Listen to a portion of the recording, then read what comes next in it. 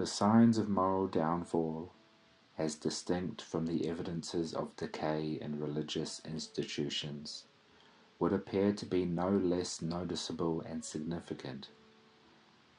In whichever direction we turn our gaze, no matter how cursory our observation of the doings and sayings of the present generation, we cannot fail to be struck by the evidences of moral decadence which, in their individual lives, no less than in their collective capacity, men and women around us exhibit.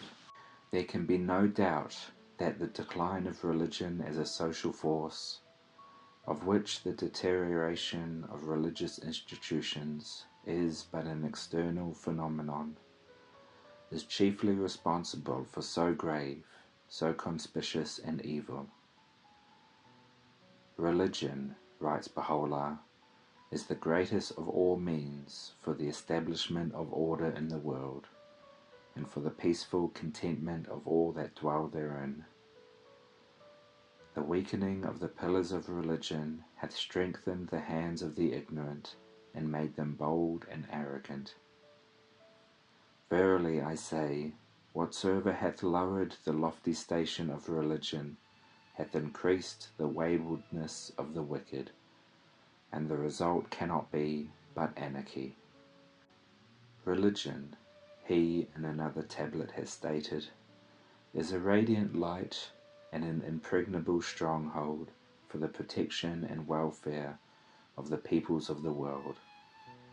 For the fear of God impelleth man to hold fast to that which is good, and shun all evil. Should the lamp of religion be obscured, chaos and confusion will ensue, and the lights of fairness, of justice, of tranquility and peace cease to shine. Such, we might well admit, is the state which individuals and institutions alike are approaching. No two men, Baha'u'llah, lamenting the plight of an erring humanity, has written, can be found who may be said to be outwardly and inwardly united. The evidences of discord and malice are apparent everywhere, though all were made for harmony and union. How long, he in the same tablet exclaims, will humanity persist in its waywardness? How long will injustice continue? How long is chaos and confusion to reign amongst men? How long will discord agitate the face of society? The winds of despair are, alas, blown from every direction, and the strife that divideth and afflicteth the human race is daily increasing.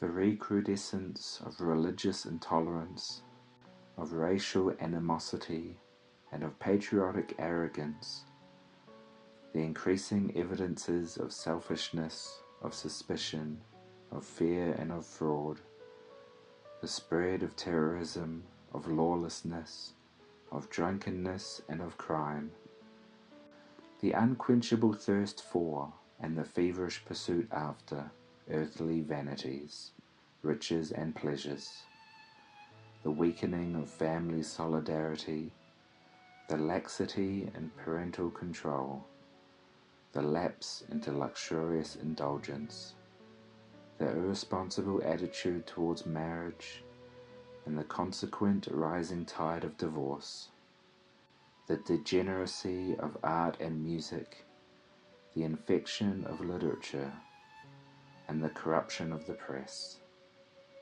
the extension of the influence and activities of those prophets of decadence who advocate companionate marriage, who preach the philosophy of nudism, who call modesty an intellectual fiction, who refuse to regard the procreation of children as the sacred and primary purpose of marriage, who denounce religion as an opiate of the people, who would, if given free rein, lead back the human race to barbarism, chaos, and ultimate extinction. These appear as the outstanding characteristics of a decadent society, a society that must be either reborn or perish. Let none, however, mistake my purpose, or misrepresent this cardinal truth, which is of the essence of the faith of Baha'u'llah. The divine origins of all the prophets of God is unreservedly and unshakably upheld by each and every follower of the Baha'i religion. The fundamental unity of these messengers of God is clearly recognized. The continuity of their revelations is affirmed. The God-given authority and correlative character of their books is admitted. The singleness of their aims and purposes is proclaimed. The uniqueness of their influence emphasized. The ultimate reconciliation of their teachings and followers taught and anticipated.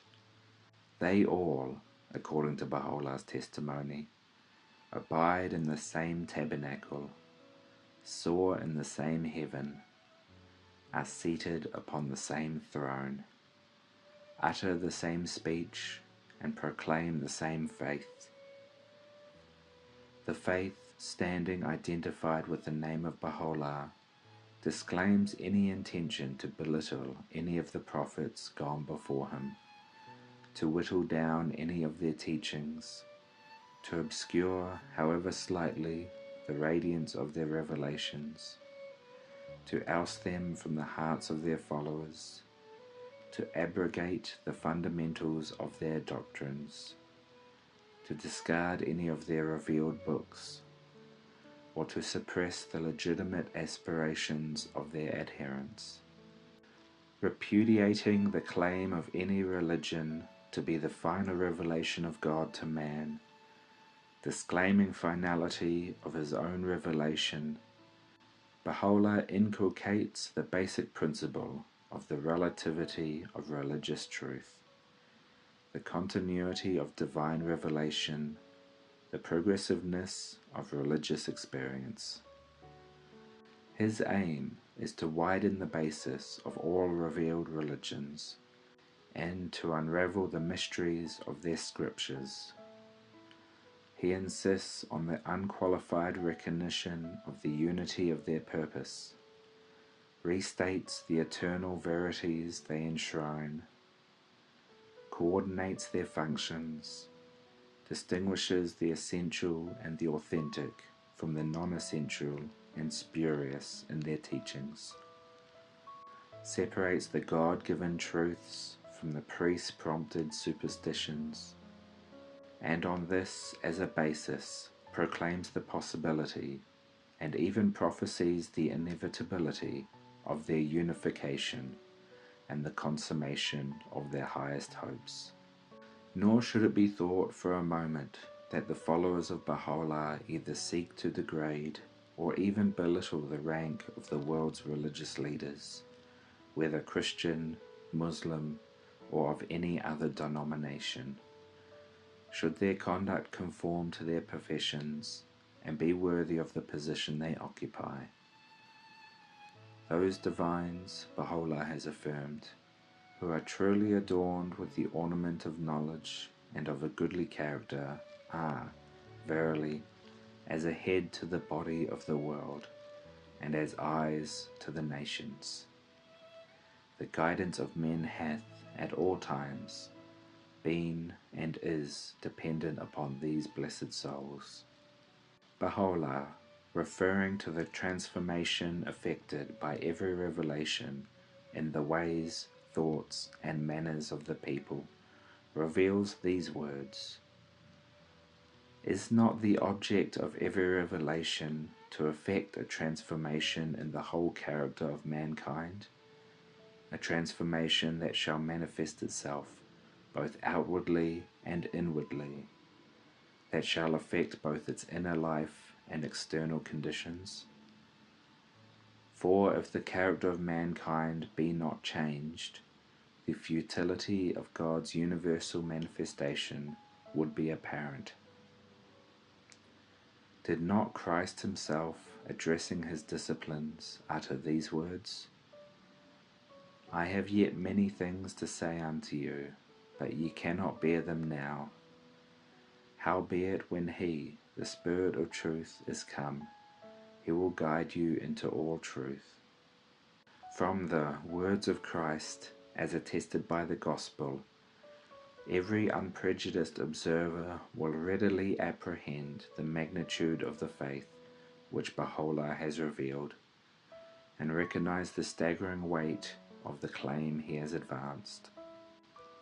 The faith of Baha'u'llah should indeed be regarded, if we wish to be faithful to the tremendous implications of its message, as the culmination of a cycle, the final stage in a series of successive, of preliminary and progressive revelations.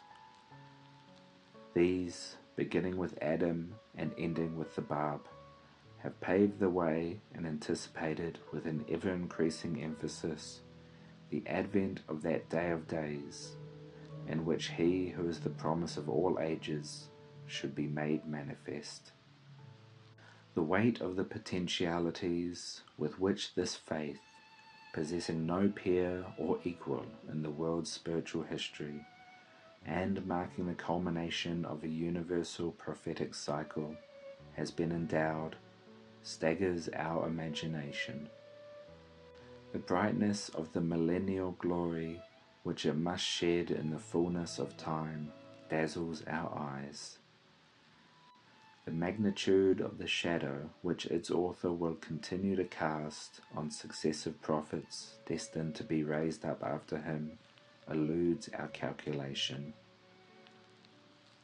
Already in the space of less than a century, the operation of the mysterious processes generated by its creative spirit has provoked a tumult in human society such as no mind can fathom.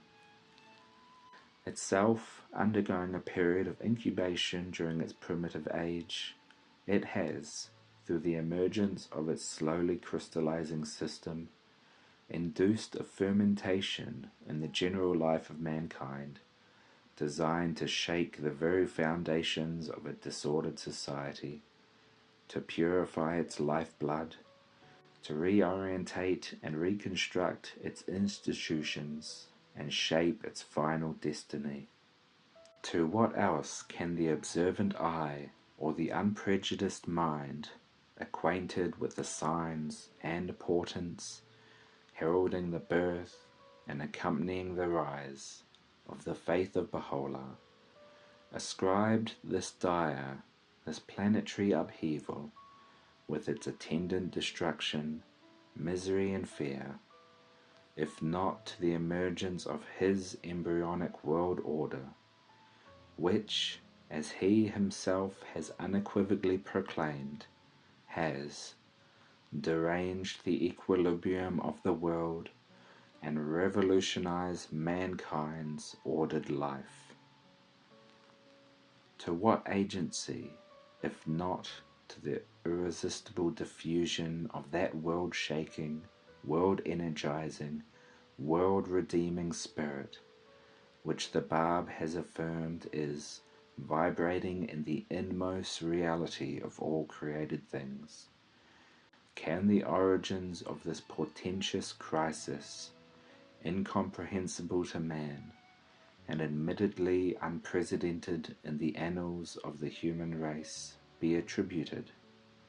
In the convulsions of contemporary society, in the frenzied worldwide ebullitions of men's thoughts, in the fierce antagonisms inflaming races, creeds, and classes, in the shipwreck of nations, in the downfall of kings, in the dismemberment of empires, in the extinction of dynasties, in the collapse of ecclesiastical hierarchies, in the deterioration of time-honored institutions, in the dissolution of ties, secular as well as religious, that had for so long held together the members of the human race, all manifesting themselves with ever-increasing gravity since the outbreak of the First World War that immediately preceded the opening years of the formative age of the faith of Baha'u'llah. In these we can readily recognize the evidences of the travail of an age that has sustained the impact of his revelation, that has ignored his summons, and is now laboring to be delivered of its burden, as a direct consequence of the impulse communicated to it by the generative, the purifying, the transmuting influence of his spirit. Mysteriously, slowly, resistlessly, God accomplishes his design, though the sight that meets our eyes in this day be a spectacle of a world hopelessly entangled in its own meshes, utterly careless of the voice which, for a century, has been calling it to God, and miserably subservient to the siren voices that are attempting to lure it into the vast abyss. God's purpose is none other than to usher in ways he alone can bring about, and the full significance of which he alone can fathom, the golden age of a long divided, a long afflicted humanity. Its present state, indeed even its immediate future, is dark, distressingly dark. Its distant future, however, is radiant, gloriously radiant, so radiant that no eye can visualize it.